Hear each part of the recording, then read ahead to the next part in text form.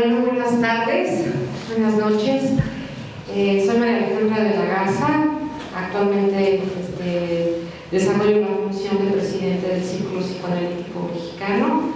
Les quiero dar la bienvenida a esta actividad, a esta conferencia con el doctor José Velasco, que para nosotros tiene una gran importancia, pues precisamente estamos con otras instituciones psicoanalíticas sumergidos en el redescubrimiento de nuestra historia y también en la apropiación de la memoria como institución. Y la temática que va a desarrollar hoy el doctor José Velasco precisamente tiene que ver con esto y con la cuestión que es del propio origen del psicoanálisis, la génesis del psicoanálisis en México, rescatando una serie de elementos que me parece que nos van a permitir comprender el porqué de la conformación actual del psicoanálisis de las instituciones. El doctor José Velasco García es psicoanalista, licenciado en psicología por la FES de Iztacala de la UNAM, maestro en pedagogía por la Facultad de Filosofía también de la UNAM, maestro en teoría psicoanalítica por la Fundación Mexicana de Psicoanálisis, doctor en ciencias sociales por la Universidad Autónoma Metropolitana Unidad Xochimilco, es profesor en la FES Iztacala en el área de psicología social teórica, coautor de varios textos y artículos cuya temática central es el psicoanálisis. Es también autor del libro Génesis Social de la Institución Psicoanalítica en México, que próximamente será editado por la UAM Xochimilco. Así es que ya tenemos un adelanto de lo que será este libro. Esperemos que lo podamos presentar también a claro, Además, actualmente se encuentra impartiendo el seminario de epistemología freudiana a la 28ª generación en el Círculo Psicoanalítico Mexicano. Buenas noches. Me siento muy honrado y con mucho gusto, muy contento de estar aquí en el Círculo Psicoanalítico Mexicano. De mi historia hablaré en algún momento, pero de veras es un gran honor para mí estar impartiendo el seminario y también aquí impartiendo esta charla que esperemos que podamos intercambiar algunas expresiones al respecto. Bueno, vamos a empezar. Génesis social de la institución psicoanalítica en México. Te ayudo a quitar esto. Sí, no, está bien. Es mi casa. Muy bien.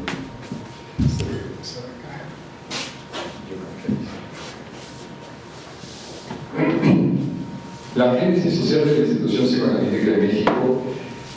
Voy a empezar con una frase que me marcó mucho en una conferencia de Juan Carlos Plan, un psicoanalista muy importante en México, desaparecido ya desafortunadamente. Él comentaba esto: ¿a quién le importa lo que pase con el psicoanálisis? Fue así como un aguijón en el corazón, porque en ese momento yo me sentí, digamos, como muy cuestionado, ¿no? Dije, a mí sí me importa, sí me importa lo que pase ahora y lo que pasará en el futuro. Y también me empecé a cuestionar sobre lo que pasó con el psicoanálisis en mí, antes de que yo apareciera en la escena. Entonces, me impactó mucho esa pregunta y fue un impulso para realizar esta investigación que tiene que ver con el doctorado que yo realicé en Ciencias Sociales. Y fueron, yo partí de varias preguntas. Una de ellas tiene que ver con cómo surge el psicoanálisis en nuestro país, cómo va apareciendo, qué contexto hace posible al psicoanálisis y también el tipo de relaciones sociales que lo producen. Estas preguntas fueron para mí muy importantes en la medida en que me apareció en el horizonte la dificultad de enfrentar el pasado. Entonces había una disyuntiva: o la historia del psicoanálisis en México o la génesis social. Es decir, meterme a una labor de reconstrucción histórica sin ser historiador, conociendo algunas de las problemáticas de la historia, pero no teniendo el instrumental técnico y teórico para entrarle al pasado. me decidí por esta. Entonces, la intención fue, digamos que, tomar el camino de la génesis social. El camino de la génesis social lo tomamos porque a partir de cierto acercamiento al socioanálisis nos sentimos con algunas herramientas, y también gracias al asesor que fue el doctor Roberto Manero, me sentí con algunas herramientas y con ese apoyo para emprender la tarea de enfrentamiento con el pasado, pero desde una óptica un tanto diferente. Entonces, fueron apareciendo varios propósitos. El primero fue valorar el concepto de génesis social, ¿no? Esclarecerme a mí mismo ese concepto. Hablaré muy breve de esto, pero sí es algo importante. También, ¿qué ha pasado con las reconstrucciones de la historia, ¿no? ¿Cómo han hecho la reconstrucción la gente que se ha interesado por el psicoanálisis y por el pasado? Entonces, esas fueron como que algunos de los propósitos. La otra fue, los otros propósitos fue valorar las prácticas sociales que hicieron posible el psicoanálisis y la fundación de la institución psicoanalítica en nuestro país. Es decir, los establecimientos psicoanalíticos yo los diferencio de lo que sería la institución psicoanalítica. La forma, a mí me sirve mucho esa diferenciación porque hace posible concebir las relaciones entre el saber psicoanalítico y los grupos de una manera mucho más amplia y no centrarme solamente en los establecimientos. Eso me permite a mí como que ubicarme con más claridad. Y también una cosa que importa mucho es la forma en que se fue legitimando el saber psicoanalítico, la institución psicoanalítica y los psicoanalistas en México, ¿no? A través de qué prácticas y de qué procesos. Ese es el propósito general. Algo pudimos lograr de eso, ¿no? Habría que reconocer. ¿Cómo vamos a entender la institución psicoanalítica? A mí no me gustan mucho las definiciones, sino me gusta un poco ver los rostros al problema, ¿no? Los diferentes rostros que tiene un problema. Las definiciones a veces son muy esquemáticas, a alguna gente les gusta porque a partir de ahí se sienten como más seguros en el territorio. A mí no me interesaba la seguridad, sino ubicar de manera general el problema. Entonces, a partir del socioanálisis, ubicamos a la institución psicoanalítica como con algunos rasgos, agrupaciones que que inventan símbolos, mitos, rituales, que están articuladas y que para incorporar a sus nuevos miembros, pues eso hace, ¿no? Digamos como que esos establecen ciertos rituales para que la nueva gente se pueda incorporar. A veces muy rígidos, a veces más laxos, ¿no? Al mismo tiempo, tenemos una producción imaginaria muy importante en la institución, en cualquier institución.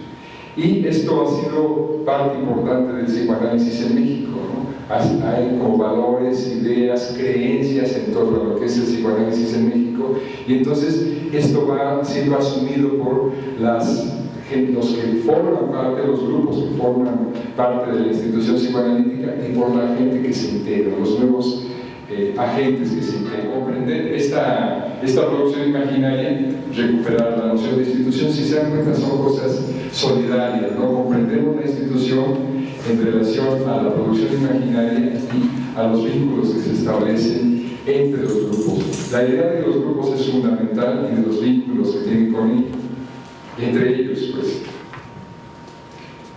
Entonces, digamos que característica del concepto de institución, de trabajar desde el psicoanálisis, permite abordar las escenas. Esta idea de escenas es fundamental porque René Luró habla de la novela institucional. Es una especie de relación que no tiene una materialidad, aunque sí tiene muchas consecuencias, incluso afectivas, psíquicas, y tiene que ver con el impacto. Esa novela institucional impacta permanentemente a grupos y agentes. Podemos acercarnos a la intimidad de los establecimientos, y esa era una tentación muy fuerte, digamos, como que a la vida, a lo que ocurre en la escena de los establecimientos, pero también nos cuidamos de no bordear este territorio muy particular, porque lo que nos interesaba es saber cómo se fue legitimando la práctica del psicoanálisis y no los vínculos sociales conflictivos, dilemáticos que vive cada institución o cada establecimiento. La tentación era fuerte porque uno se quiere enterar de repente como que esta pulsión un poco voyerista está como que al acecho, pero bueno, el trabajo con Roberto Manera y el trabajo con los textos me permitió tomar cierta distancia para no caer en esa tentación. No sé si me explico, o sea, la idea era ver cómo se va legitimando el psicoanálisis y no meterme a la intimidad de los conflictos de cada establecimiento, que es un territorio muy interesante, pero complicado, y uno se puede como empantanar ahí y no dar cuenta de las relaciones y las fuerzas sociales que van legitimando el saber, ¿no? Entonces, la institución, es importante esto, revela ciertas pertenencias y referencias múltiples. Ahí se muestran esas, digamos, esas referencias múltiples. Las pertenencias y referencias nos obligó a pensar en lo ya ahí antes de que apareciera el establecimiento. Quiero ser claro en esto. Es decir, antes de que apareciera en los años 50 los establecimientos, sucedieron cosas en las relaciones sociales que hicieron posible que un establecimiento pudiera elegirse como tal, ¿no? Entonces, esta idea de lo que sucede antes es importante en la medida que hay una fuerza social, un contexto que posibilita, pero obviamente, no sé si se han dado cuenta, pero generalmente utilizamos la idea de contexto como muletilla, ¿no? Como un cliché, y la idea era reconocer pues algunos elementos muy específicos de ese contexto, ¿no? Por eso hablamos de lo ya ahí antes del acontecimiento. El acontecimiento sería la presencia de los establecimientos. Entonces, tenemos que pensar, junto con esto, con esta idea de lo ya hay, las demandas sociales y los sistemas de referencia. Es decir, ¿qué demanda la sociedad y quiénes encarnan esas demandas, ¿no? ¿Cómo van apareciendo esas demandas? Este rodeo teórico espero que no nos aburra, pero para mí es indispensable en la medida que nos hace pensar y cómo se va legitimando un cierto saber, ¿no? Es una cuestión fundamental para nosotros para entender el pasado, el presente y seguramente también el futuro de cualquier conocimiento y de cualquier saber. Entonces, las demandas siempre adquieren cierto dinamismo, ¿no? Las encarnan ciertos grupos, a veces el Estado parece que es el que dirige las demandas, pero siempre hay grupos específicos e individuos que vehiculizan esas demandas, y en ese sentido hay que ver cómo fueron apareciendo las demandas que produjeron los establecimientos psicoanalíticos. Entonces, cuando aparecen las demandas, ya estamos bordeando el problema de la institución.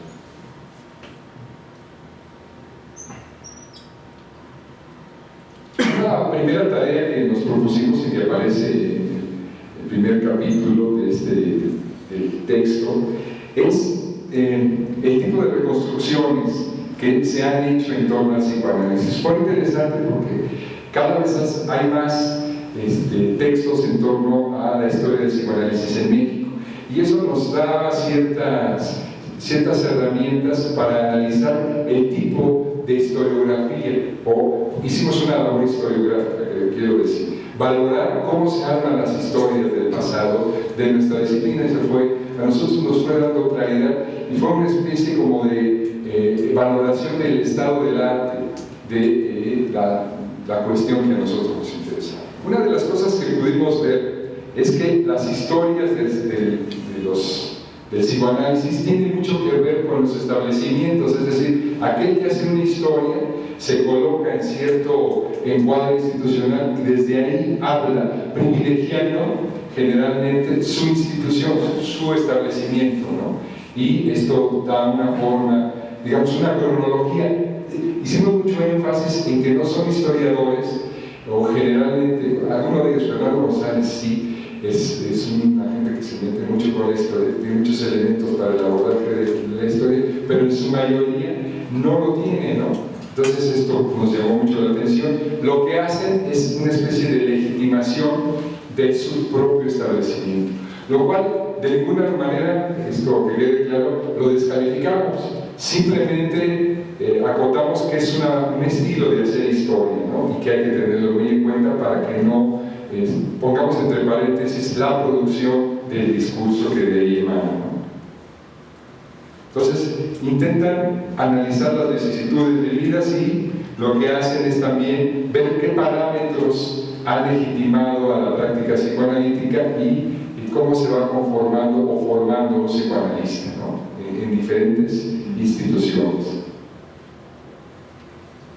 Nosotros pensamos que es indispensable una tercera vía, y aquí, cuando hablamos de esta tercera vía que tendría que ver con la inserción social del psicoanálisis, es, digamos, justo hacer una referencia a que muchas de estas historias a las que me estoy refiriendo hacen un esfuerzo muy valioso por recuperar esta inserción social del psicoanálisis, pero se diluye un poco, ¿no? Entonces hay dos textos que ahorita recuerdo ahora y que me llamaron mucho la atención, y les quiero contar una anécdota al respecto. Es el de los fundadores, que los dos textos los produjo la APM y fueron encabezados por Marco Antonio Dupont. El segundo texto tiene que ver con una especie de, digamos, de encuentro, de grupo operativo, así le llamó, habría que ver si era eso, y se produjo un texto. Ese texto me dijo José Luis González Chagoyán, que ya había salido, que si lo quería entrevistar tenía primero que leer ese libro. Digamos, donde lo consigo, digo, pues en la APM fui y me dijeron, no, ese libro ahorita salió de circulación. ¿Qué? ¿Se agotó? Dice, no, está prohibido. Lo sacaron de circulación. Entonces, imagínense nada más, o sea, ante la prohibición el deseo surge de inmediato. Entonces yo quise leer ese libro, saber de qué se trataba, lo ligué con el texto del Nombre de la Rosa, ahí expongo algunas ideas en torno al texto. Entonces me entusiasmó mucho el libro, aún sin conocerlo, y ya después ellos encontré el libro, creo que ahorita no sé si todavía está en circulación, no sé, pero ya no lo he sabido de por ahí, ¿no? Sin embargo, es un texto muy interesante, es un documento muy valioso, me gustó mucho porque diferentes generaciones dieron cuenta del proceso de constitución de la APM, ¿no? Bueno, les contaba esta anécdota porque sí es interesante cómo se va uno enfrentando a ciertos documentos y a veces esos documentos aparecen como algo vedado, ¿no? Entonces, estos documentos a los que me refiero sí señalan algo del entorno social, pero a mí me interesaba mucho qué pasaba con la sociedad, cómo se articulaba al lugar del analista y a los avatares de los establecimientos, ¿no? Entonces, yo pensaba que no se apelaba a una reflexión, no se problematizan esas demandas y que era necesario hacerlo, y cómo estos diferentes grupos generan esas, digamos que se apropian de esas demandas y entonces surgen los establecimientos. ¿De dónde proviene la idea de formar un establecimiento? ¿De dónde proviene la idea de que el psicoanálisis tiene que estar presente en México, ¿no? Puede parecer así como una cuestión un poco exagerada, pero a mí me preocupaba cuál es el origen del psicoanálisis en México. Y parece ser que hay varios orígenes, ¿no? Este hecho de que la institución psicoanalítica no se conciba como un acontecimiento cultural, para mí resultaba importante, es algo que estaba en la otra lámina, y que tiene que ver con si se le da una importancia en el ámbito de la cultura, el impacto que ha tenido el psicoanálisis en la cultura, si se valoraba o no, ¿sí? ¿En dónde, en qué territorios, con qué otras disciplinas, con qué ámbitos de la cultura, con qué corrientes culturales? No había un trabajo, no lo hay. Yo no lo pude hacer porque apenas estaba como que ubicando el campo, ¿no? Pero se abren, al hacer este recorrido, se abren muchos campos de investigación que a mí me gustaría que quedaran muy claros y son muy interesantes, eso es lo que yo creo, ¿no? Entonces, la idea es que el saber del psicoanálisis pues no es solamente un saber del inconsciente y saber sobre el inconsciente, ¿no? Nosotros creemos que también es un conjunto teórico-práctico que opera dentro de la estructura social, o sea, impacta. Lo que hace el psicoanalista impacta en diferentes ámbitos, ¿sí? Y hay que tratar de dar cuenta de esos niveles de impacto, ¿no? De esas formas de impacto, de esos procesos. Entonces, yo me fui a, digamos, ubicar en qué momento surgió, en los años 50, y quiénes hicieron posible los establecimientos. Fue muy claro ahí el asunto, ¿no? Los establecimientos surgieron gracias a los médicos. Los médicos fueron los protagonistas de la aparición de los establecimientos psicoanalíticos, ¿no? En principio se reunieron aparentemente los freudianos, esto en apariencia, ya lo veremos, ¿no? Espero que vaya quedando claro. ¿Y qué circunstancias se volvieron esa temporalidad? ¿Qué grupos se vieron involucrados en esta emergencia de los establecimientos? Entonces me di cuenta que los médicos empezaron a jugar un papel importante y me pregunté, bueno, ¿desde cuándo los médicos, no? O sea, ¿por qué los médicos se metieron con algo que tiene que ver con la salud mental? Yo sé que es un tema muy polémico el asunto de la salud mental y que si el psicoanalista se involucra con el asunto de la salud mental o no, eso es un tema que yo acoto con mucha claridad, pero nos guste o no, los psicoanalistas se hicieron cargo, los médicos se hicieron cargo del psicoanálisis en los años 50. Entonces, ¿cómo se habían enfrentado antes a la enfermedad mental, antes de que aparecieran los establecimientos psicoanalíticos? Esa era una duda. Y bueno, ahí sí nos tuvimos que ir hacia principios de siglo y empezamos a ver que los que le dieron la legitimidad a los médicos para que se encargaran de la salud mental fue un proceso que se llamó Revolución Mexicana, y que a medida que se iba institucionalizando la revolución, que a muchos obviamente les suena muy extraño este asunto de que la institución la revolución se institucionalice, pero es un hecho así. El Partido Revolucionario Institucional así lo muestra, y el tiempo que estuvo en el poder y que ahora regresa, pues demuestran ese proceso de institucionalización.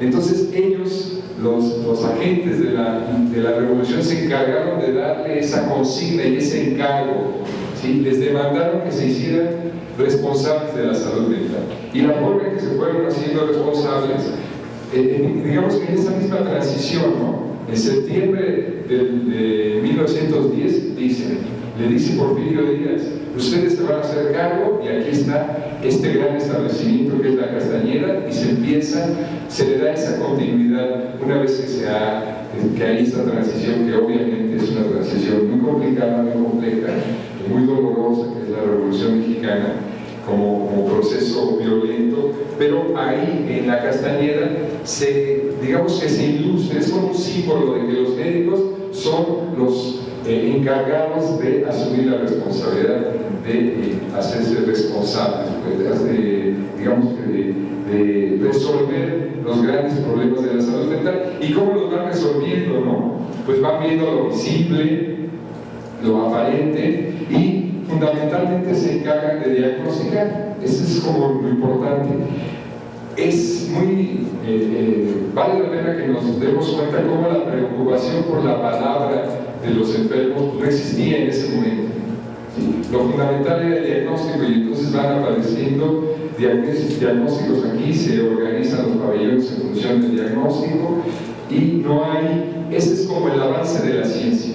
La ciencia se vuelve, es casi equivalente o sinónimo de taxonomía. No hay mucho que encontrar en el desarrollo científico de la época, ¿no? O en la, digamos, en el saber o en el conocimiento médico. Aquí tenemos algunos elementos que nos propone Magdalena Mancilla de clasificación, ¿no? Pero no va más allá.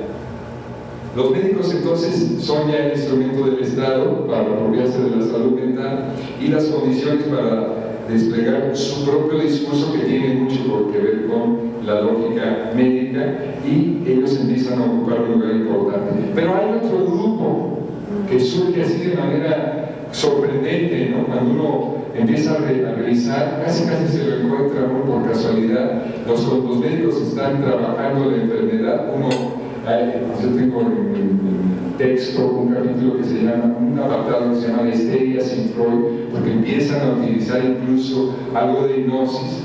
Es importante decirlo, pero siempre bajo el que tiene el saber es el médico, ¿no? La palabra está escaseando, no hay un despliegue de la palabra, no se soporta el discurso de la locura, de la enfermedad mental, sino que se le impone un saber. Y entonces aparecen lo que yo llamo los abogados de Freud. Estos abogados que están ahí, o médicos que se interesaron por la responsabilidad legal de los alienados, son gente que, digamos, quiere saber cuáles son las causas psicológicas que llevan a alguien a delinquir. Entonces, esto los acerca de manera interesante al saber psicoanalítico, porque es muy interesante que ellos están preocupados por las motivaciones psicológicas. ¿Qué conduce a alguien a cometer un delito? Un pequeño delito o un asesinato, ¿no? Un gran delito muy atroz. Entonces, aquí yo me encontré con algo realmente conmovedor. O sea, siempre me llama mucho la atención cada vez que hablo de esto, porque le mandaron una carta a Freud. No tengo yo la carta que le mandaron a Freud, pero le hacen saber a Freud que están investigando sobre las razones que están llevando al delincuente a cometer un delito. Y entonces Freud se toma el tiempo para responderles, ¿sí?, a Raúl Carrancay Trujillo. Entonces es muy conmovedor. No voy a tomar la libertad de leerla. He tenido el gusto en mi juventud de haber aprendido a leer vuestro hermoso idioma, y estoy en la posibilidad de poder apreciar y en el interés de gozar lo que usted muestra de nuestro psicoanálisis, así como las aplicaciones en que usted, por su dedicación al trabajo, lo hace tomar participación. Ha sido siempre un deseo ideal del analítico el ganar dos personas para nuestro modo de pensar: el joven profesor y el juez. Su cordialmente adicto, Sigmund Freud. Y aquí está la carta, ¿no? Ese es el puño y letra de Freud. Cuando yo vi esto en una revista de la época, me sentí realmente emocionado que hubiera este interés de Freud, que era una respuesta al interés y al acercamiento que iban teniendo los abogados de Freud. Apenas me parecía pertinente la expresión, ¿no?, entre los años 20 y los años 30, ¿no? La idea no está tan descabellada. O sea, se ubica al psicoanálisis en relación al mundo inconsciente, a esa otra parte del yo, y a la importancia que tienen la infancia, los deseos de la infancia. Entonces, no podemos decir que una claridad extensa, porque obviamente faltaba mucho trabajo que realizar, y últimamente he asistido a un seminario donde aparece una pregunta que a mí me parece muy interesante, ¿no? ¿Por qué esta gente no busca quién o con quién analizarse? Es una pregunta realmente interesante, ¿no? O sea, ¿por qué, siendo profesionistas, profesionales, seguramente con algunos recursos, no emprenden en esa época una labor de migración y van a algún lado, ¿no?, a analizarse a Europa? ¿Qué pasó? O sea, lo veían muy distante, lo veían, ¿cómo lo veían? Insisto, se van abriendo territorios de investigación, porque es una pregunta que a lo mejor a nosotros nos parece legítima en este momento, y en esa época ni siquiera se la formularon, ¿no? Pero vale la pena hacerla, aunque a veces podemos traicionar un poco el respeto al pasado. Junto con esto, con los abogados de Freud, estaba el movimiento higienista, que es importante que lo comentemos. Tiene el ideal de relacionar la ciencia con las problemáticas sociales y de prevenir las problemáticas sociales, las problemáticas de la salud. Entonces se arma toda una estructura, y entonces se pide todo el apoyo de médicos, de pedagogos, de maestros, para impulsar que la gente esté, usando la higiene aquí en cortito o en, digamos, en su vida cotidiana o permanentemente en los diferentes espacios donde vive, ¿no? En la escuela, en el trabajo y demás. Y esto va legitimando nuevamente a los médicos. Es importante, digamos, ver la estrategia a través de las cuales los médicos se van legitimando como un personaje importante, ¿no? Y además, no es solo decirlo, el Estado es el que se hace cargo de la salud mental, ¿no? Por lo tanto, el Estado le da esa ruta, ese rumbo al saber médico, y los médicos, es importante señalarlo, no había una disciplina psiquiátrica, no había una especialidad en psiquiatría, ¿no? Los médicos se hacían psiquiatras al calor de, digamos, la experiencia que iban adquiriendo con los locos en la Castañeda o en otros ámbitos semejantes, ¿no? Pero no había esta especialidad. Algunos salían al extranjero, pero en general se iban formando, se iban leyendo, iban escribiendo mucho, pero había poca formación, digamos, en establecimientos, ¿no? Y aquí están algunos personajes importantes, que algunas, digamos, como establecimientos, vale la pena recuperar también esta expresión, que se encargan o se vinculan a la salud mental. Esto es importante porque se va generando toda una infraestructura alrededor de la salud mental y nuevamente los médicos son personajes importantes. Sin embargo, y esto es todo un tema de investigación también, se van abriendo resquicios para que otros profesionales se incorporen. Otros profesionales, estamos hablando de los pedagogos, de los psicólogos, ¿no? Es curioso porque a quienes llegan a la carrera de psicología son maestros, generalmente, ¿no? En esta época, estamos hablando de los años 40, de los años 30, 40 y 50. Entonces se van incorporando a la carrera de psicología, que básicamente se impartía en la UNAM. Es importante que nosotros ubiquemos que también se van interesando por el psicoanálisis personajes importantes de la universidad. Nosotros destacamos dos, pero seguramente hay otros muchos. Los abogados mismos provienen de la universidad, ¿no? En general es el semillero intelectual. Pero Ezequiel Adeodato Chávez y otro personaje que es Samuel Ramos se interesan por el psicoanálisis. A Ezequiel Adeodato Chávez le interesaba mucho la psicología, es otra historia que seguramente ustedes ya conocen por ahí, que se empezó a instaurar la cátedra a finales de los años del siglo XIX en la preparatoria nacional, pero sigue interesado, lee a Freud y lo valora, lo critica. No le gustaba mucho la perspectiva freudiana y el pesimismo freudiano, ¿no? Estaba más digamos, tocado por una intención religiosa, Ezequiel Adeodato Chávez, y por su parte Samuel Ramos está muy interesado en la forma en que se va constituyendo algo así como la idiosincrasia mexicana y los fenómenos psicológicos que se ven involucrados en la forma de ser mexicana.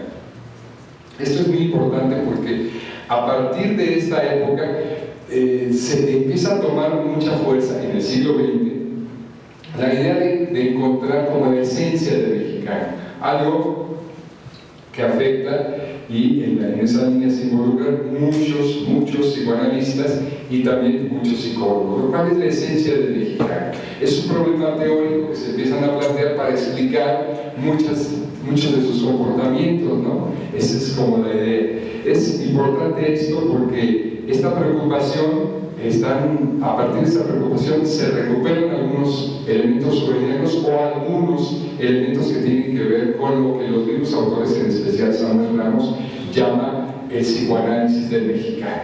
Obviamente, y ahí yo quisiera que ustedes se portaran generosos con lo que hace Samuel Ramos, no es un psicoanálisis, pero él está pensando en realizar esa tarea. Es un esfuerzo teórico interesante y entonces se acerca lo mismo a Adler que a Jung, ¿no? Obviamente faltan muchos otros elementos para que podamos hablar de un psicoanálisis, y hablar de un psicoanálisis mexicano sí ya sería a lo mejor un problema teórico y práctico bastante curioso. Yo para ubicar este problema me acerqué a un autor que yo recomiendo mucho, que es Roger Bartra, con un texto excelente que es La jaula de la melancolía, donde habla, digamos, críticamente de estas tendencias, ¿no? A ubicar en el mexicano una esencia. Y dice que, pues, es como la búsqueda de una infancia perenne e inmóvil, y que nosotros vemos incluso en grandes autores, como puede ser Octavio Paz, ¿no?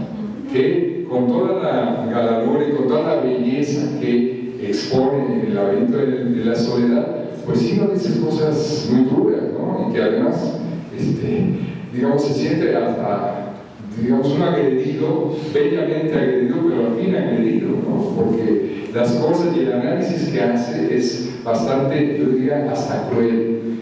Y entonces lo que podemos ver es que esta es una tendencia que también sirvió, vale la pena señalarlo, para legitimar a muchos escritores, a muchos psicólogos y a muchos psicoanalistas, ¿no? Esta beta que encontraron en el mexicano, pues permitió que se vendieran muchos libros del mexicano, que ellos se legitimaran como psicoanalistas, como psicólogos, y entonces parecía que daban o esclarecían lo que es el mexicano, pero eso habría que pensar. Entonces aquí está un poco la síntesis: la Universidad de Derecho, el desarrollo de la salud mental, el higienismo, y siempre dentro de la ideología de la Revolución Mexicana. Esto hay que tenerlo muy en cuenta, ¿no?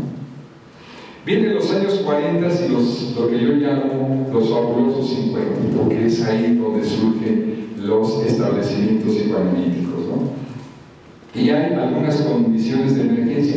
Si ya tenemos ubicado por qué los médicos se encargaron, digamos, ya tenemos ubicado cómo los médicos se encargaron de la salud mental, era obvio que en algún momento se iban a ir a analizar, pero ocurre hasta los años 50. Y en ese mismo tiempo le piden a Freud que venga y que tome las riendas del análisis de 13, digamos, médicos, ¿no? Entonces, es importante, y de esto no quiero extenderme mucho, pero va apareciendo la noción de institución o de establecimiento, de institución en el sentido más común del término, ¿no? Sin digamos, análisis que intentamos hacer nosotros. Y hay como una especie de humanismo que está apoyándose. No sé si ustedes recuerden, y vale la pena tomarlo en cuenta también como referente, todo lo que algunos autores denominan el milagro mexicano está muy vinculado a lo que sería el nacionalismo, y podemos ver ahí un triángulo interesante, ¿no? El nacionalismo, la esencia del mexicano y la ideología de la revolución. Pero a esa ideología de la revolución se le va, digamos, incluyendo una especie de humanismo interesante, ¿sí? Las instituciones son para ayudar. Entonces hay muchas instituciones, insisto, con que estamos hablando de manera muy común, refiriéndonos a las instituciones. La revolución impulsa una especie de humanismo al interior de las instituciones. Entonces es muy interesante cuando Ignacio Chávez, digamos, inaugura el Instituto de Cardiología y dice frases más o menos como esta: el hospital donde los médicos y las enfermeras, además de su ciencia, prodiguen su verdad, su bondad, y bueno, también su verdad, la idea era como que nosotros los vamos a querer, nosotros les vamos a dar, estamos trabajando por su bien. Esta idea de humanista, que tiene mucho de demagogia, obviamente, pero que sí se veía, eso es interesante, que se veía materializada durante mucho tiempo, pues digamos que daba como una especie de justificación a la presencia de los médicos y a la esperanza en las instituciones, y que muchos médicos quisieran estar institucionalizados, quisieran pertenecer al gremio, a los gremios, y quisieran se identificaban fácilmente, ¿no? Las pertenencias a la institución eran algo que estaba en el ambiente, como algo evocado, algo buscado, ¿no?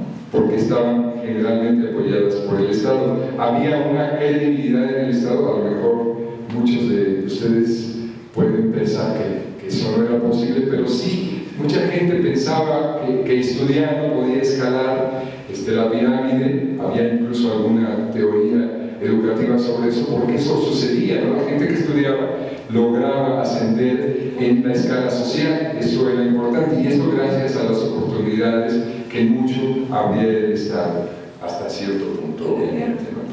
Entonces, había también otros espacios y otras disciplinas que iban ganando lugar, la psicología, la psicometría, la neurología, la farmacología.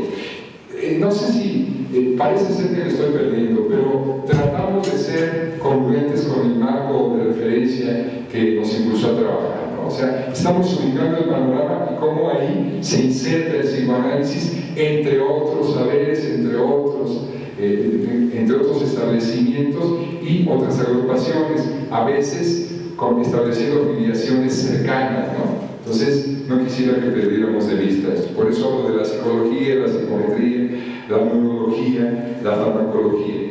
Pero es tan importante ver, recuerden que yo había comentado esta especie de imaginería, ¿no? De imaginario social, de símbolos que se van generando. Entonces, el psicoanalista aparece como un personaje que es alguien que sabe mucho, que está lleno de sabiduría en torno a los conflictos humanos. Esa es la idea que se tiene del psicoanalista, ¿no? Que tiene los propios médicos del psicoanalista.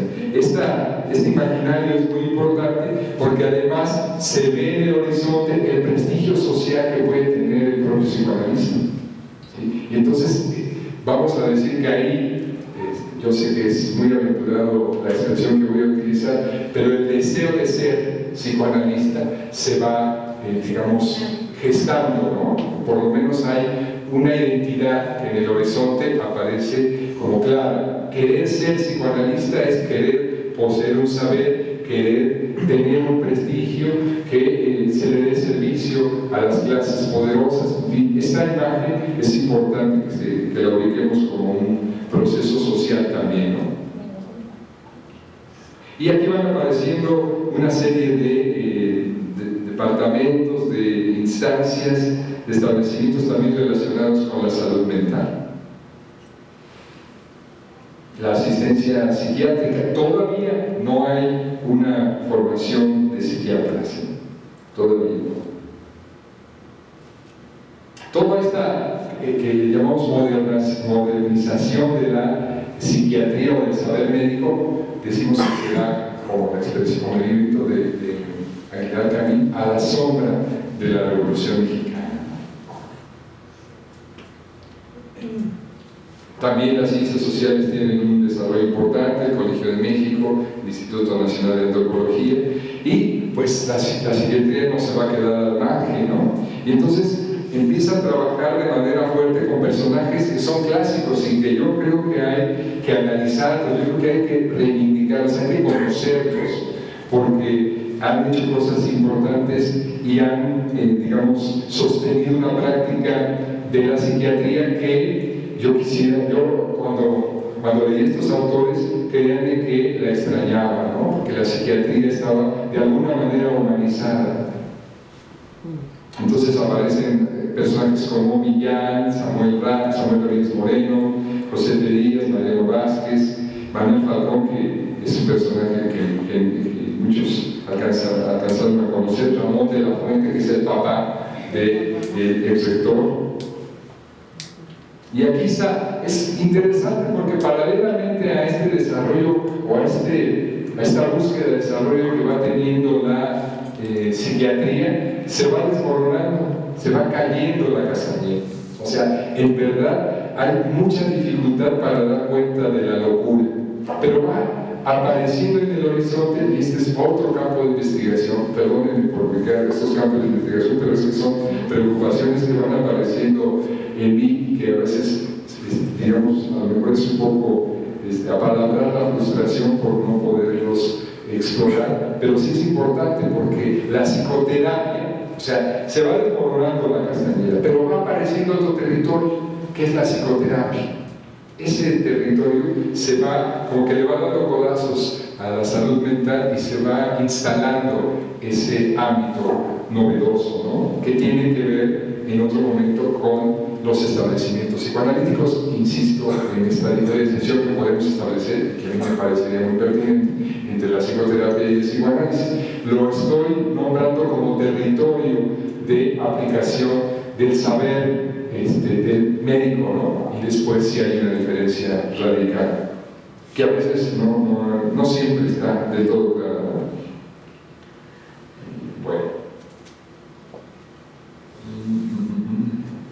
Aquí es importante las publicaciones, el papel que van jugando las publicaciones, porque estos médicos a mí me parecen cada vez más respetables y hay que reconocerles la labor. Siempre están publicando y tienen sus espacios que ellos mismos han gestado y que van teniendo un peso importante y que además son testimonio del tipo de prácticas que ellos realizaban, ¿no? Ahí se pueden encontrar cosas muy interesantes, créanme lo que sí, ¿no? Donde se recupera ahora sí la palabra ya del sujeto. Se le va dando poco a poco la palabra al sujeto. Yo encontré, no hay oportunidad de dar pormenores, pero encontré muchos ejemplos donde se hacían esfuerzos de realizar una práctica donde la palabra del sujeto estaba permanentemente recuperada, ¿no? Ahí está otro campo. Ahí están como algunos ejemplos, ¿no? Pero esto no quita que haya, por el otro lado, personajes como Dionisio Nieto, que están en la línea mucho más fisiológica, ¿no? Más dura, digamos, y que hacen una crítica despiadada al psicoanálisis, y que antes de que hubiera establecimientos psicoanalíticos, esto es muy paradójico, dicen, es que el psicoanálisis ya pasó de moda, el psicoanálisis ya no tiene razón de ser, ¿no? Esto es toda una provocación para la época. Afortunadamente los médicos, no todos los médicos tomaron muy en serio ese tipo de afirmación. Entonces, en los Estados Unidos, porque el referente es importante, se confundían los saberes con las prácticas también, ¿no? La psiquiatría dinámica, la psicología clínica, la psicoterapia y el mismo psicoanalista eran como designaciones más o menos equivalentes. ¿Sí? Entonces, Ramón de la Fuente fue a especializarse, igual puede decir que se especializó en psicoanálisis, en psicoterapia, y venía y se legitimaba lo mismo acá, ¿no? Es importante esta falta de diferenciación. Y además, posibilidades de comunicaciones estrechas, ¿no? No lo veamos solamente por este lado aparentemente negativo, sino porque había posibilidades de pensar los problemas que tenía el psicoanálisis, los podía pensar también un psiquiatra, ¿no? Y eso era, creo yo, algo muy valioso. La psiquiatría norteamericana va teniendo obviamente problemas, y los psiquiatras, bueno, ya están legitimándose, pero ahora en el plano de la psicoterapia. En muchas de estas revistas daban ejemplos de su práctica psicoterapéutica. Bueno, todos sabemos tenemos alguna referencia de que la Primera y la Segunda Guerra Mundial hicieron que la institución psicoanalítica cambiara de centro, ¿no? Y entonces Nueva York aparece como el lugar de la práctica. Y viene Freud a México. Es un acontecimiento importante, ¿no? Hay toda una serie de antecedentes que lamentablemente no puedo extender al respecto, pero que vale la pena tomar muy en cuenta, como para entender un poco el tipo de psicoanálisis que se impulsó en esa época, ¿no? Nosotros podemos criticar la postura freudiana, y yo creo que es legítimo, pero también valdría la pena comprenderla históricamente, ¿no? Si nosotros tenemos clara la idea de este humanismo, a lo mejor demagógico, pero al fin humanismo que se estaba impulsando, esta intención por entender al mexicano, podemos ver cómo llega Freud con una serie de argumentos, y la verdad es que se deslumbran los médicos. Esa es la palabra. Yo al leer los textos veía que estos padres estaban obnubilados por el argumento freudiano, ¿no? Le echan, hacen una apología de Freud, y uno dice, bueno, pero ¿por qué? ¿Qué tenía Freud? O también, ¿qué tenían ellos, ¿no? Que huían desde ese lugar a Freud. O sea, esa imagen, por eso hablaba yo de la imagen del psicoanalista como un ser que conoce las entrañas y las problemáticas, los conflictos del sujeto. Entonces llega un psicoanalista que además ya tenía una serie de problemas con la institución psicoanalítica internacional, aún así lo legitima, aún así le dan cartas de ciudadanía y dicen: analícenos, fórmenos como psicoanalistas, ¿no? Aquí hay una referencia mínima que hay que hacer, porque Fromm ya había sido criticado tanto por la internacional como por gente de la escuela de Frankfurt por esta falta de apego al texto freudiano, por la lectura que hacía de Freud, ¿no? Entonces, aquí hay digamos una crítica que a mí me parece muy interesante, porque parecía ser que le había quitado el elemento fundamental al psicoanálisis, ¿no? Que era la libido. Esa es la crítica que le hacen. Una psicología sin libido, pues no es psicología, le dice tanto Cortine como Adorno.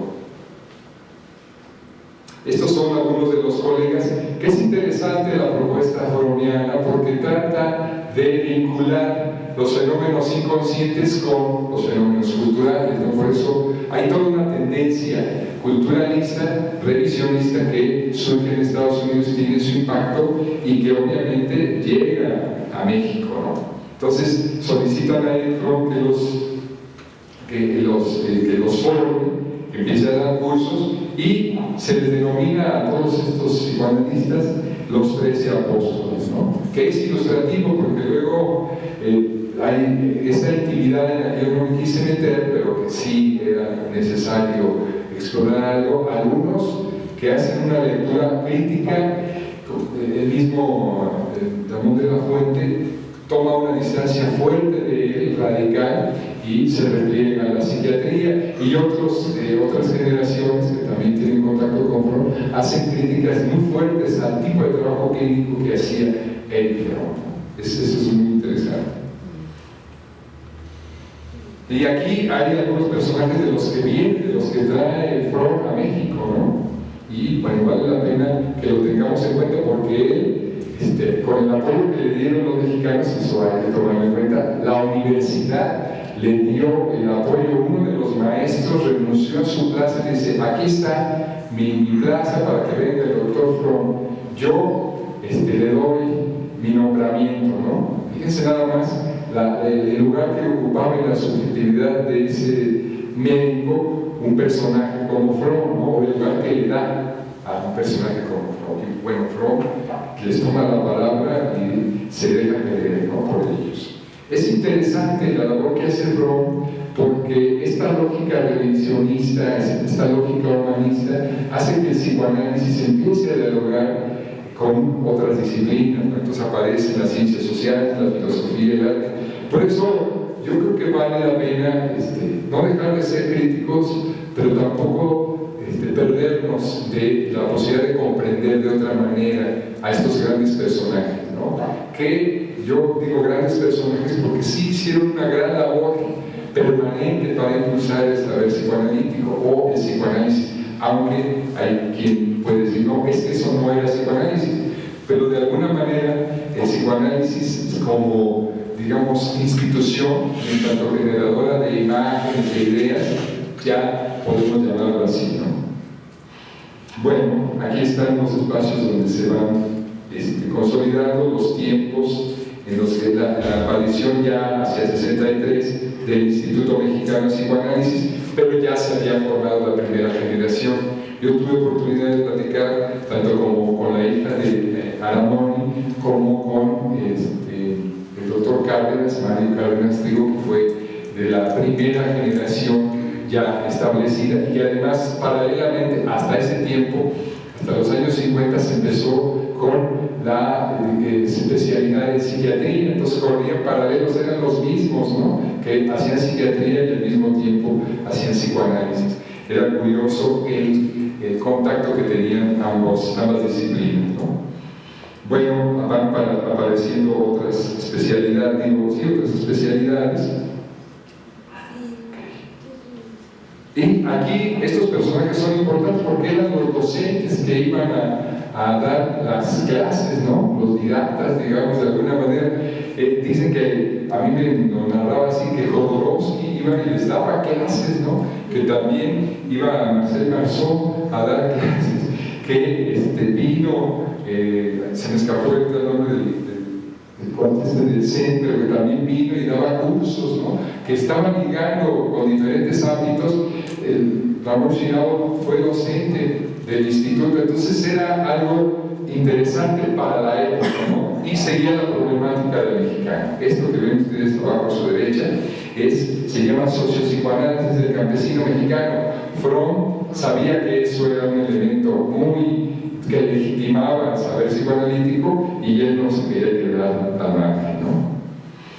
La otra vez que estaba yo en el círculo allá en Cuernavaca, hacía la pregunta a Alejandro de qué tanto Cuernavaca se convirtió en un campo importante para el psicoanálisis, ¿no? Y yo les decía que ese es también todo un tema, ¿no? Casi el psicoanálisis en Cuernavaca, seguramente hay mucho que decir. Adelante veremos algunas cosas. La relación frustrada que digamos, ven ustedes aquí, se refiere a la imposibilidad que hubo de los alumnos que fueron de estos 13 discípulos. Muchos de estos 13 discípulos ya eran madrones, 40, 50 años, pero tenían alumnos, tenían gente muy joven, muy preocupada, con muchas inquietudes, que también estaban muy cercanos a la salud mental y que tenían la intención de formarse como psicoanalistas. Ellos se fueron a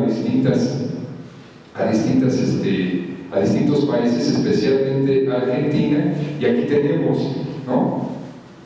Ellos habían trabajado, digamos, con los discípulos de Fromm, pero no quisieron quedarse a ser discípulos de Fromm, sino que se fueron a Argentina, se fueron a París y se fueron a Estados Unidos. Básicamente, el grueso se fue a Argentina, pero desde el 37, la Sociedad Mexicana de Neurología ya ocupaba un lugar privilegiado. Esta referencia a esta instancia es importante porque era el espacio de agrupación de muchos interesados en lo que sería la salud mental, ¿no? Ahí publicaban, ahí se agrupaban, ahí se discutían, formaban grupos. Y entonces aquí tenemos quiénes se fueron a dónde, ¿no? Santiago Ramírez, José Luis González Chagoyán, José y Estela Remos, que eran esposos, Abelino González, Jaime Tomás, se fueron a Buenos Aires, Argentina. Y ahí tuvieron contacto con gente que nosotros consideramos de peso, ¿no? Gente que respetamos mucho, como Ángel Garra, Pichón Rivier, Rodríguez, Rauskowski, o sea, todos ellos fueron profesores de gente que se fue de México, ¿no? Y entonces adquirieron, se analizaron con ellos, recorrieron el proceso de formación, tuvieron prácticas, y yo comentaba con alguien que platicaba, José Remos, el tipo de prácticas que tuvo. José Remos también ya falleció. El acercamiento que tuvo con Pichón Rivier es uno de los que yo admiré mucho, y yo me empecé a introducir en el psicoanálisis a partir de la lectura de Pichón Rivier. Entonces era en mi imaginario, era un personaje muy sólido, muy fuerte, y entonces cuando me platicaba José Remos del tipo de vínculo que tuvo con él, pues yo me sentía muy, muy interesado en lo que él platicaba, ¿no? Regresan a partir del 52, hay un esfuerzo por reunirse, por hacer un solo grupo, pero ahí hay como dos diferencias importantes, ¿no? Una tiene que ver con la legitimidad, es un término súper importante. La legitimidad que tenía Fromm era nula a nivel internacional. Ellos venían de estar en la APA y tenían ya una legitimidad. No todos venían ya como psicoanalistas, ¿no? Pero venían ya a punto de ser. 3 eran los que venían ya como psicoanalistas y venían los otros ya a un paso de adquirir ese estatus. Y en ese momento, desde la visión de la internacional me refiero. Entonces, dijeron, no, pues no vamos a perder lo más por lo menos, ¿no? O sea, no nos vamos a meter con este grupo y perder la legitimidad. Sobre todo, ellos esperaban formar una asociación, y también el tipo de lectura que hacía de Freud, pues no les parecía.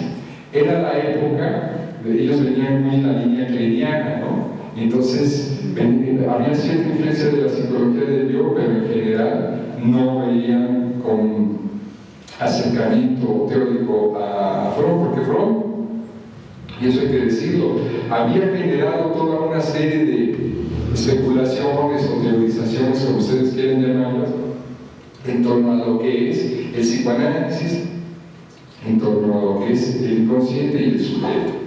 Voy un poquito más rápido. Estos son otros personajes de la Asociación Psicoanalítica Mexicana. Entonces ya tenemos, podemos llamar el espíritu del mexicano volando, el espíritu del psicoanálisis volando en nuestras tierras, ¿no? Con mucha fuerza y generando establecimientos. Aquí están ya los momentos en que le dan, digamos, el reconocimiento como grupo y como asociación, es el 55, más tarde el 57, ya como asociación, a la APM. Y los vínculos que establecen los de la APM con algunas instancias, y no solo los de la APM, sino también los fromianos, ¿no? O sea, empiezan a ocupar un lugar importante. Y es bueno reconocer que va apareciendo la labor editorial. Este es un tema fundamental. La labor editorial permite que se genere un imaginario, que se genere ideas en torno a los temas que se discuten, y que esta difusión que tienen los libros, las revistas, pues llegue, ¿no?, a públicos potenciales que posteriormente se interesarán de lleno en el psicoanálisis. Es muy importante la labor editorial. Es algo que vale la pena ver cómo andamos en esta época al respecto, ¿no? Fernando César fue un personaje crucial en la APM, y el mismo Fromm tenía un papel fundamental en el Fondo de Cultura Económica, y fundaron su revista también, los del Instituto. Vienen los años 70, es obviamente lo que yo llamo la década trágica, pero el psicoanálisis no para, se avanza, ¿no? Y esto es algo muy interesante. Y entonces aparecen dos instituciones importantes. En el 65, la Asociación Mexicana de Psicoterapia Psicoanalítica, y después la Asociación Mexicana de Psicoterapia Analítica de Grupo, AMPAR. Aquí viene el famoso caso de Le Mercier. No me quiero meter mucho porque ha habido dos textos, uno de Juan Ivanovich y otro de Fernando González, que toman desde diferentes puntos de vista la experiencia. Yo me refiero a esta experiencia de Le Mercier, pero está muy vinculada a lo que fue un tema, digamos, muy álgido, muy escabroso, que es el psicoanálisis y el grupo, la relación que se establece entre el psicoanálisis y el grupo. Entonces, gente de la APM se había formado en psicoanálisis del grupo, había tenido experiencia en Argentina, y entonces llegó con muchas ganas. José Luis González Chagoyán decía: es que yo tengo ganas, yo soy grupero, y a mí me gusta trabajar con los grupos, ¿no? Y luego llegué y yo, sin pedir permiso a nadie, empecé creo que en cardiología, a trabajar con gente que tenía problemas de obesidad, y empezamos a hacer grupos. Y empezó la inquietud de formar una asociación, y ahí se dio una disyuntiva. Tocaré algunos elementos de esto. A finales de los 60s y principios de los 70s se forma el Círculo Psicoanalítico Mexicano. Las publicaciones, las revistas, los cuadernos, esto es importante. Ahí el Fondo de Cultura va a jugar un papel fundamental. Ahora aparece, o en esa época, pues en los años 60, aparece un tema álgido y también importante para muchos de nosotros, ¿no? ¿Por qué más los médicos? ¿Por qué solo ellos? ¿Sí? ¿De qué méritos gozan? De de dónde viene esa. Freud mismo ya se había posicionado respecto a si somos los médicos, ¿no? Y había dicho que no. Entonces, que a veces hasta era un obstáculo. Entonces, aparece ya con mucha claridad. Era un tema que Fromm en Estados Unidos abordaba claramente, pero acá no encontré ningún texto que abordara el tema. Bueno, insisto que Le Mercier es todo un tema muy apasionante porque se mete al campo de, digamos, al grupo, y la demanda es que se analizaran los grupos, y aquí el grupo de religiosos, pero aquí aparece algo que yo llamo el pecado original de la institución psicoanalítica, porque el fin que tuvieron los psicoanalistas fue muy curioso. Pasaron de ser psicoanalistas de grupo a coordinar una institución que se llamó Emmaus, que impulsó, después de salirse de la iglesia, de Mercier. Entonces fue un deslizamiento muy interesante, pero muy polémico, porque de ocupar este lugar de analistas de grupo pasaron a coordinar la institución y obviamente a mantener con Mercier una relación muy generis. A mí fueron analistas de Mercier, entonces ahí se abre este territorio a lo que podría yo llamar la intimidad de los establecimientos, ¿no? Surge en Cuernavaca, Emmaus, y se da la experiencia de Le Mercier.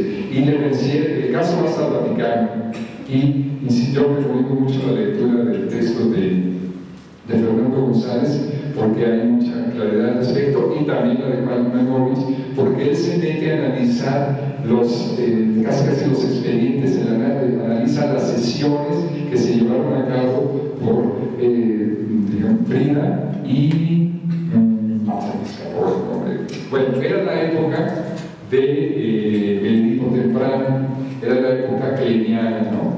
Y entonces es importante la labor que hace Limanovich, porque él ve cómo entra en operación esta concepción teórica que tenía y el tipo de interpretaciones que ellos hacían. Es muy cuidadoso y muy comprensivo el trabajo de Limanovich, porque no hace una crítica despiadada a la forma de abordaje de los fenómenos grupales, ¿no? También trabajó en esta experiencia José Luis González Chagoyán, Frida Smoot, Quevedo, claro, y José Luis González Chagoyán, son los tres personajes, y esto se vuelve muy famoso. Por ahí, si pueden conseguir la película de El Monasterio de los Buitres, tendrán una idea de la experiencia. Y también se llevó a cabo una obra de teatro que escribió Vicente Leñini. Bueno, es Gustavo Quevedo, claro. Bueno, hacemos. Es interesante la Asociación Mexicana de Psicoterapia Analítica de Grupo, porque parecía que se iba a abaratar digamos, el psicoanálisis. No decían, y esto lo platicaba Silvia Prados cuando yo le entrevisté, que pensaban en que el psicoanálisis iba a entrar por la cocina, ¿no? O sea, en vez de entrar por la puerta grande, como era el diván, pues no, iba a meterse por el grupo. Era como menospreciar el trabajo grupal, y esto fue un parteaguas, porque paralelamente muchos psicólogos querían introducirse al campo psicoanalítico. Entonces, muchos psicólogos se introdujeron en estas dos asociaciones, ¿no? Bueno, este es todo un tema que solamente señalo ahora, pero muchos de AMPAC tuvieron que ver con la experiencia de Le Mercier. Y hubo un enfrentamiento muy fuerte al interior de la APN, porque José Luis González Chagoyán, Quevedo y Frida estaban en la APN, ¿no? Y después se distanciaron, sobre todo Quevedo y Frida. José Luis González Chagoyán parece ser que muy hábil políticamente y se quedó en los dos espacios, ¿no? Bueno, creo que esto lo podemos...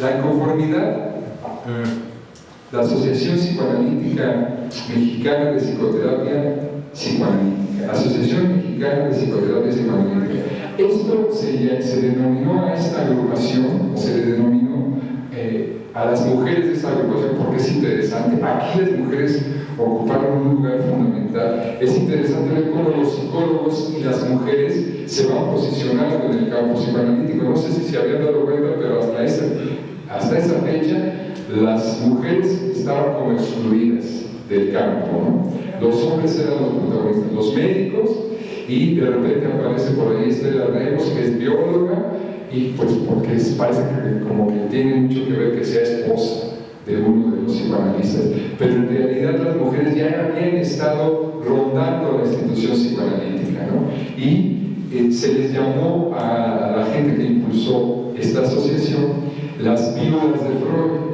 ¿Sí? Un poco suena interesante el término y mucho para analizarlo. Es un término que utiliza el análisis institucional los analizadores y las denominaciones, las palabras no son gratuitas, ¿no? Los médicos van tomando importancia. Es la solidaridad de personajes como Santiago Ramírez, Fernando Díaz Infante, sobre todo Santiago Ramírez, que se desliza de una institución a otra, ¿no? Él apoya mucho a estas viudas de Freud para que se conforme esta institución, y es algo muy interesante porque les prohibían que utilizaran les llamaban ellas el couch, ¿sí? El couch, perdón, el couch, sí, couch, ¿no? Sí. Es decir, el diván. Cuando yo entrevistaba a la hermana de Silvia Rados, Raquel Rados, me decía, es que nos prohibían, y la idea era, aunque nos prohibieran, nosotros casi cuando iban a entrar ellos veíamos cómo respondíamos, pero nosotros hacíamos psicoanálisis. Y Santiago Ramírez decía, sí, yo les tengo que enseñar psicoanálisis, es lo que yo sé, no les voy a enseñar otra cosa. Y ellos reivindicaron esta denominación, ¿no? La palabra psicoanálisis quedó ahí como presente, ¿no? Pero le tenían que poner psicoterapia. Claro, sí, como para aminorar un poquito el impacto de la palabra psicoanálisis. Estas filiaciones poco a poco se van diluyendo, o estas, digamos, como exigencias poco a poco se van diluyendo. Ahí hay alguna referencia en estos párrafos a que estaba prohibido el uso del diván, ¿no? Pero también la fuerza de las mujeres, el deseo de las mujeres de ser psicoanalistas. Sé que la palabra deseo puede parecer muy fuerte, a mí me parece muy pertinente, porque lo mostraban en su actitud, en su estudio, en su compromiso político, en su lucha política, porque no sé si se van dando cuenta, pero el hecho de reivindicarse como psicólogos, porque muchas de ellas eran psicólogos, no eran médicos, se reivindicó de otras profesiones, pues era la expresión de su deseo, ¿no? Bueno, ¿qué podemos? El nombre actual, el nombre actual es un poco largo, Ampiet, ¿sí? Y es de esta de las viudas de Freud. Ahora, yo retomo aquí una expresión de Fernando González, que él habla de la nueva cultura psicoanalítica y que se empieza a expresar ya a partir de los años 70. Esto para mí digamos que es importante porque es la época en que yo me acerco al psicoanálisis, a partir de los años 80, pero tiene que ver con varios acontecimientos, ¿no? Con el discurso marxista que se va expresando con fuerza en la sociedad mexicana, y cómo se van planteando los vínculos, no ya solo desde la lógica freudiana, sino desde otros discursos, ¿no? Y ahí la presencia de Armando Suárez es fundamental, crucial, diría yo. Pero había ya ¿se acuerdan de lo que estaba ahí antes de? Pues esto, ¿no? Estaba Rey, estaba Freud, estaba Igor Caruso ya produciendo textos también, Althusser y Lacan, permitieron que el psicoanálisis tomara otro rumbo en nuestro país, ¿no? La hegemonía de la APN, eso lo dice Fernando González, se fractura. En los años 70 es la evidencia de que no se podía ya mantener una hegemonía. Estas dos asociaciones la demostración de que no podía ya. O sea, el deseo de ser analistas empezaba a brotar por muchos lados y no se daba abasto a la APN, ¿no? O sea, no podía. Y además sus, digamos, ortodoxos, así les llamaban, los ortodoxos, ¿no? Entonces la gente estaba en otras búsquedas. Y aparece el Círculo Psicoanalítico Mexicano, ¿no? El antecedente inmediato fue el Círculo Mexicano de Psicología Profunda, y también está en esa nueva cultura el exilio sudamericano de nuestro país, que también es fundamental para el rumbo que tomó, eso que, retomando a Fernando, que lo llamó la nueva cultura mexicana. Entonces, aquí tenemos algunos elementos del Círculo Psicoanalítico Mexicano. Es el de Psicología Profunda, se fundó en el 69, y varias personas vienen del Círculo de Psicología Profunda y se encuentran en México. Raúl Páramo, él vivía en Guadalajara, Arturo Fernández y Armando Suárez. Ya vivían ellos, Armando Suárez venía de España y se instala acá en México. La figura de Igor Caruso como que es fundamental, ¿no? Hay un intento de acercamiento con los colombianos, pero fallan, como que los colombianos tampoco querían mucho acercarse, y Armando Suárez también estaba muy reticente. Parecía ser que él necesitaba de mucha libertad intelectual para poder expresar sus inquietudes, ¿no? Entonces, una de las razones que impulsaba mucho, digamos, de la lógica que impulsaba mucho al Círculo de Psicología Profunda era este vínculo con la sociedad también, igual que Freud, pero diferente. Esto me lo hizo saber Pablo España, ¿no? Con mucha claridad, ¿no? Una cosa era Freud y otra cosa era el Círculo Psicoanalítico y otra cosa era Armando, ¿no? Eran dos perspectivas totalmente diferentes, ¿no? Incluso Pablo se refería mucho a que en los anaqueles de Samos podías encontrar a Freud, ¿no? Pero ¿a dónde lo encontrabas a Armando? En otros ámbitos, ¿no? Y obviamente es importante aquí también la labor editorial que llevó a cabo Armando Suárez en el siglo XXI sobre todo, ¿no? Bueno, aquí tenemos a Armando Suárez, algunos datos importantes de su trayectoria. Nació en el 28, sufrió la guerra civil, en 49 tomó el hábito religioso. Todos estos datos, Juan Diego Castillo, en un texto que elaboró, yo los saqué de él, y también en alguna entrevista que yo sostuve con Octavio Chamizo me proporcionó estos datos. Es impresionante, es un personaje muy interesante, Santiago Ramírez también, pero Armando Suárez no se queda. O sea, Armando Suárez, digamos, en la intención, el deseo, cómo se expresaba en su labor cotidiana, es muy impresionante, ¿no? Es todo un ejemplo, Armando Suárez. Bueno, también tuvo mucho que ver, esto no lo puse, pero hay que comentarlo, tuvo mucho que ver en la UAM Xochimilco para generar una línea de trabajo que es la de grupos e instituciones, la maestría de grupos e instituciones de Armando Suárez. Bueno, digamos, para que ubiquemos más o menos la magnitud intelectual de Armando Suárez, creo que basta con este ejemplo, ¿no? Funda con dos ejemplos. Funda lo que sería la colección Psicología, Etología y Psicoanálisis, y además impulsa la traducción junto con Tomás Segovia de los escritos de Jacques Lacan. O sea, es toda una historia apasionante. Cuando yo entrevistaba a Tomás Segovia, que desafortunadamente ya falleció, las vicisitudes que recorre esta traducción es interesantísima, ¿no? Muy interesante. El mismo Jacques Lacan se enteró, me parece que el primer título no le gustó para nada a Jacques Lacan por la lectura estructuralista. Entonces se puso así muy molesto, estableció ahí una correspondencia un poco violenta con Tomás, que Tomás tornaba muy relajado. Sí, está bien, vamos a hacer las correcciones posibles.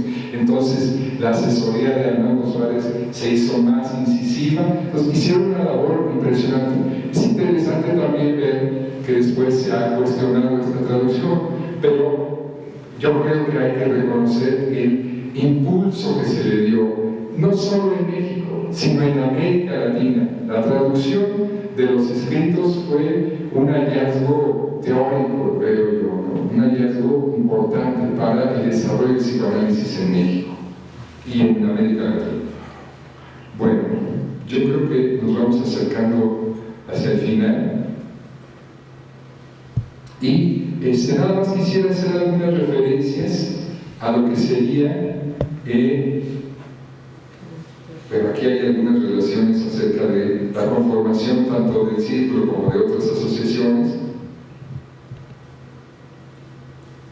Y el exilio sudamericano, yo creo que esto es muy importante porque las condiciones de América Latina, de Argentina y de Uruguay en los años 70 eran muy riesgosas, ¿no? Yo entrevisté a varias personas, entre ellas a Lidia, y nos daban cuenta, me daban, digamos, me transmitían el tipo de riesgos que corrían los trabajadores de la salud, ¿no? Y entre ellos muchos psicoanalistas. Entonces era intolerable, además había amenazas directas, ¿no? A Miguel Ángel le llegan las amenazas y entonces viene para acá, e igual le llegan a Juan Carlos Solá. Hay una expresión que a mí me gustó mucho y que me transmitió Juan Carlos Solá cuando lo entrevisté. Me decía, yo pues andaba buscando, como tirando al suelo, saber a dónde me iba, y entonces me llegó una carta de Armando Barreguete y dice, vente para México, aquí donde comen dos, comen tres.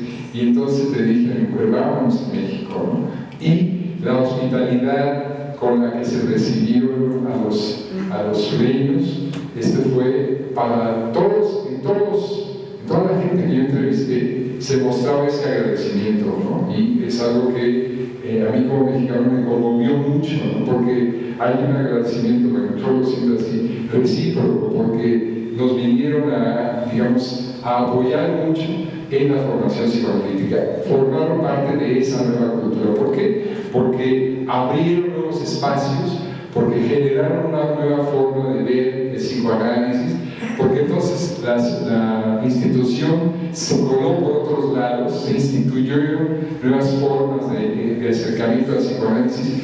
Yo no me introduje en una institución, sino empecé a tomar seminarios con Ana Lamadrid, que era porque yo estaba, les recuerdo que yo trabajaba un poco a Pichón, vivía por ahí, entonces yo quería saber más, entender más de Pichón, y entonces me fui a un seminario con Ana Lamadrid, y entonces mucha gente estaba instalada en los seminarios.